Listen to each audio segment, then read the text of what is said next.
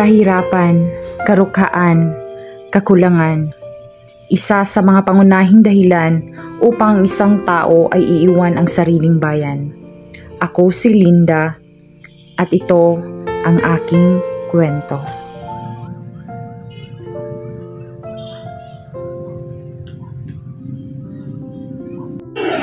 Oo, meron din sa gawin eh. Saan ka musabak kasi pumunta? Kahit saan, basta nakakakawin.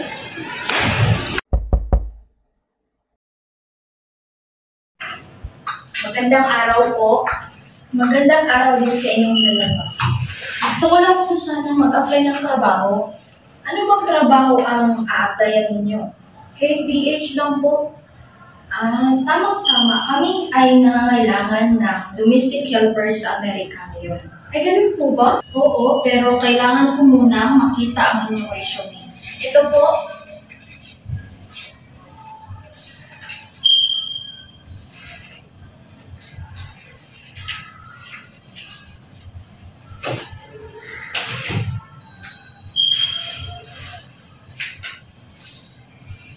Mukhang okay naman ang mga records ninyong dalawa. Kami nang bahala sa pag-process ng inyong passport at ticket papuntang Amerika. Pero, kapag kayo ay nandun na sa Amerika at minaltrato kayo ng inyong amo o di kaya hindi kayo bibigyan ng leave or itatago nila ang inyong passport, kailangan ay pumunta kayo sa embassy at sabihin sa kanila ang nangyari sa inyo doon. Kapag po ba hindi makuha ang rights namin? Oo, kapag kayo ay minaltrato ng inyong amo ay tumawag kayo sa amin at kami na ang bahala sa inyo doon. Sige po, maraming salamat po. Salamat.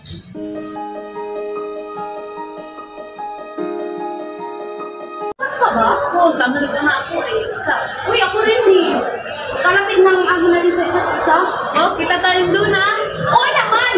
Next week na alis natin eh. Sige, Bye! Mga anak, nandito na si nanay. Mano po, inay? Oh, kumusta naman kayo dito? Okay lang po. Uy ate, kumusta naman yung pag-a-apply mo? Ayun, ayos naman. Natanggap naman sa trabaho. Saan ka ba magtatrabaho ate? Sa Amerika bilang domestic helper. Kailan naman yung alis mo? Sa isang linggo sana kung papararin. Kaso hindi ko alam kung paano sabihin sa mga bata. Sige ate, tutulungan na lang kita magpapaliwanag sa kanila. Ikaw sana aatasan ko mag-alaga sa kanila. Huwag mo silang pababayaan, ha? Sige ate, ako nang bahala sa kanila. Sige, kausapin na lang natin sila mamaya. Mga anak, lumabas muna kayo rito. Ano po yun, inay? May sasabihin lang si nanay sa inyo. Trabaho na kasi ang nanay niyo sa ibang bansa. Totoo po ba yun, nay? Nay, ba't kailangan niyo pong umalis? Anak, ang hirap. Gusto ko kayong bigyan ng magandang kinabukasan. Hindi sapat kung dito lang si nanay. Paano naman kami, nay? Nandito naman ang tito Roy niyo. Siya na munang bahala mag-alaga sa inyo.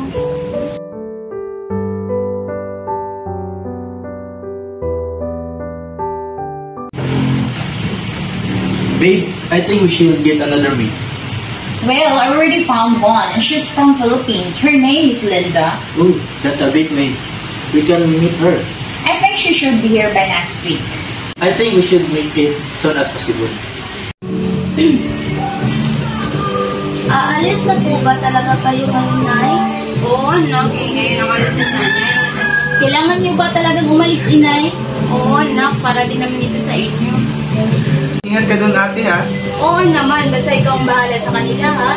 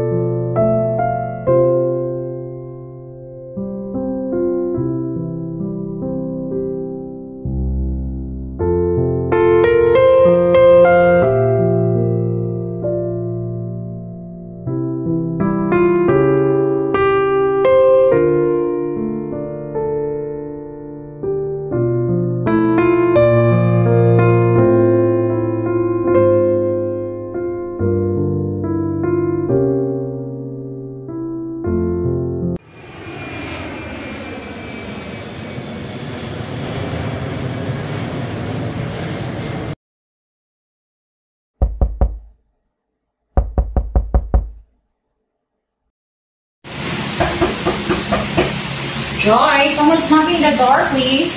Mom, I'm busy.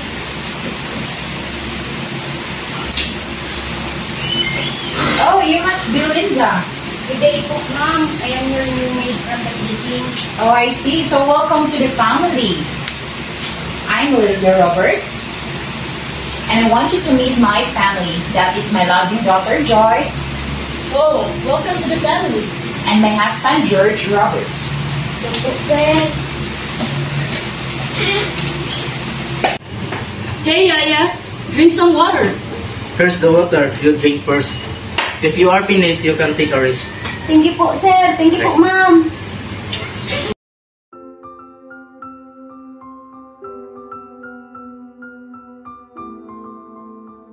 Ganda naman dito, Tito Roy. Siyempre, paminsan-minsan, papasyal ko rin kayo para naman hindi kayo mabagat sa bahay. Tara, upo muna tayo. Yung nanay niyo sumatawag, oh. Hello, Nay. Mga anak. Hello, Nay. Yung inabiling ko sa inyo, ha. Huwag niyong kakalimutan. Alam niyo ba, Nay? Nasa top po ako sa class ngayon. Diba? Nakaka-proud naman ang anak ko. Oo, Nay. Kasi tinulungan po ako ni ate sa mga assignment ko. Usapin kayo ni ate. Ay, kumusta na po kayo dyan? Okay naman. Miss na kayo ni nanay. Miss na rin po namin kayo, Nay. Mag-ingat po kayo palagi dyan. Hello, ate. Gusto na po kayo dyan. Okay lang naman natin. Ikaw, gusto naman mga amo mo. Okay naman. Mababait naman sila. Papadala ako sa katapusan, ha? Huwag mo pababayaan mga pamawin ko. Dyan.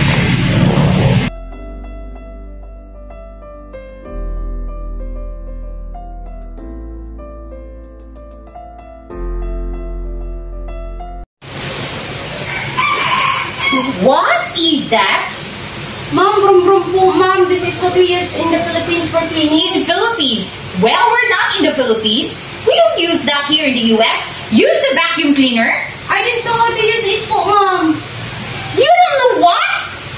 Hindi ko po alam kung paano gamitin, ma'am. I don't understand you. Ma'am! Use the vacuum cleaner, stupid!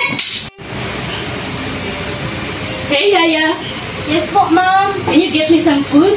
I am doing something po. What? I told you to get me some food. Ma'am, stop! How dare you to touch my daughter with your filthy hands? Ma'am, sorry po, ma'am. Ma'am! Kailangan ko nang matapos to. Paparating na si sir. Hey, what are you doing to my things? I am just fixing it, sir. Next time, do not try to interfere. Dahil sa pangarap kong guminhawa, iniwan ko ang aking pamilya. Dahil sa pangarap kong makapagpadala ng buwanang pera sa aking pamilya, pinilit kong nilakasan ang aking loob sabay ng pagdarasal na sana matiis kong lahat kahit na malayo sa aking pamilya. Ngunit sadyang mapaglaro ang tadhana at sinubok ang aking katatagan. Isa ako sa mga hindi pinalad sa aking amo. Bakit ganun? Gusto ko lang namang maihahon sa kahirapan ng pamilya ko. Pero sadyang di natin alam ang mga mangyayari.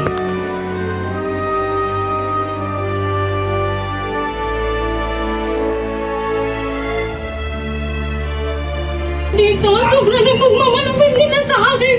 Kasi ako na umuwi ng Pilipinas. Asan yung passport ko? Hey, Filipino girl. Is this what you're looking for? Yes po, ma'am. Passport ko. Give it back to me. No! Here! Mom! Mom!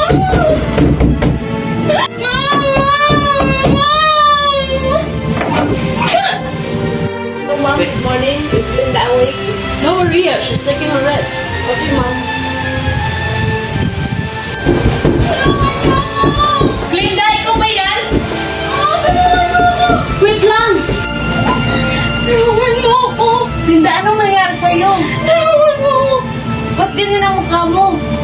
Pinamumugdala ako nito!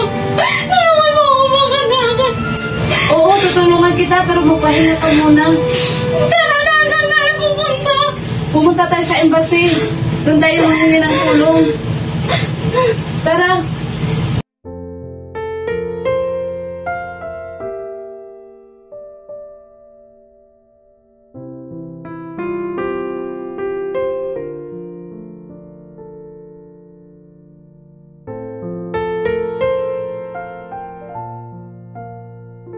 Ano pong nangyari sa inyo?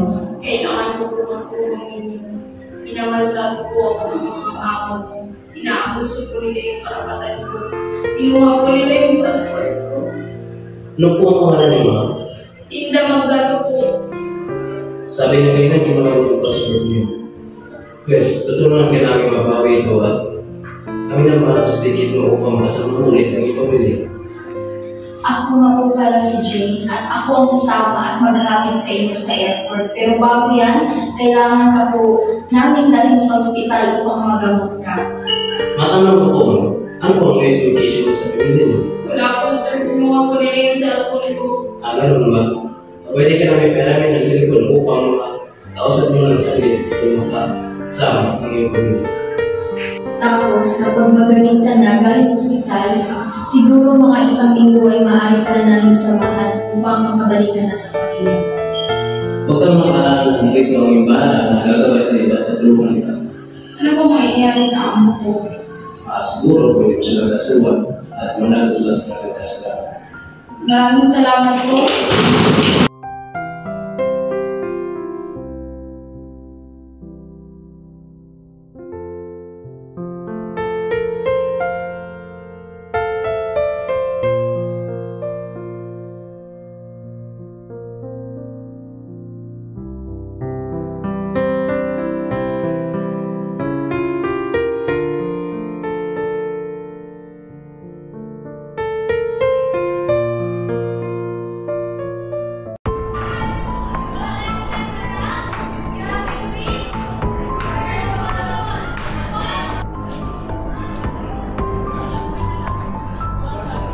Are you Mr.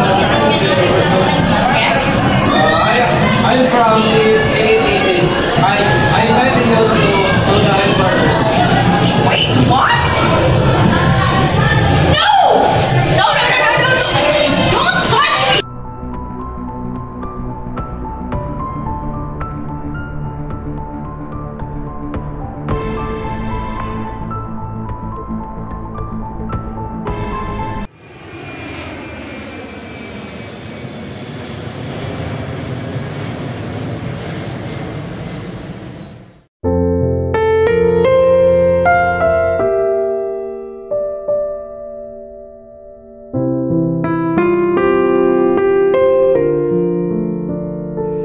Salamat at nakauwi na rin ako sa Pinas. Salamat dahil ligtas akong nakauwi sa aking pamilya. Salamat sa Embahada ng Pilipinas sa tulong na binigay nila sa akin. Isa itong karanasang hindi ko kailan malilimutan.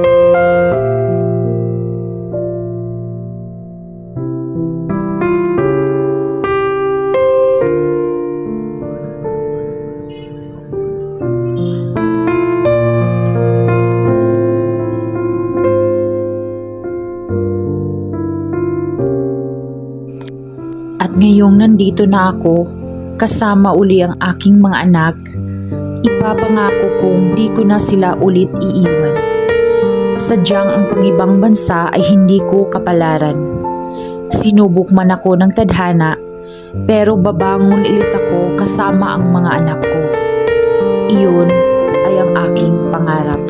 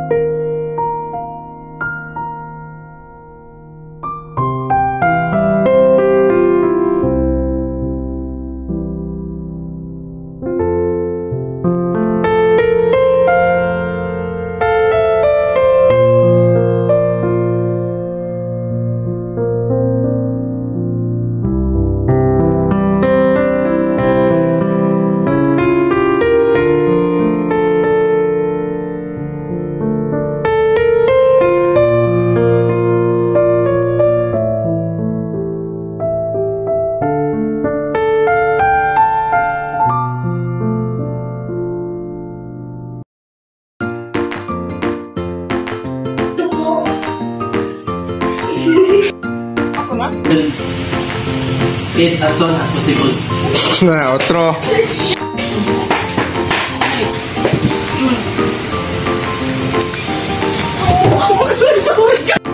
Tulungan mo ako! Linda, anong nangyari sa'yo? Ayoko kong pinakanino. Gusto ko lang naman. Ano yung mukha mo?